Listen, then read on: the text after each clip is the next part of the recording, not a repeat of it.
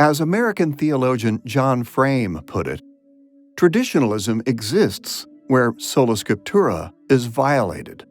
In other words, traditionalism bases theological beliefs on human preferences, usually long-standing traditional preferences, rather than on the Scriptures.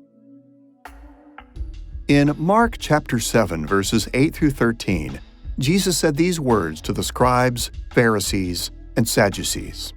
"You leave the commandment of God and hold to the tradition of men, making void the word of God by your tradition that you have handed down."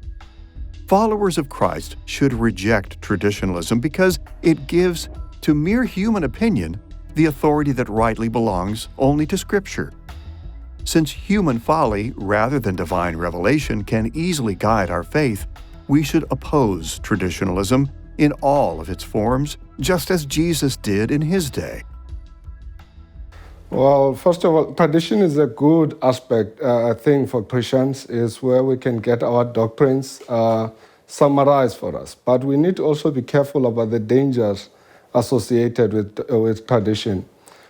Some of us know of Mark chapter 7, where Jesus actually rebukes the Pharisees and the teachers of the law by obeying the traditions of men and actually set aside the things of God. One of the stories that comes to mind is one church I once visited. So this church was very formal and loved prayer books in the mornings. And there were old people who struggled when the youngsters who were from down the universities coming to church because they felt these young people were actually not respecting the traditions.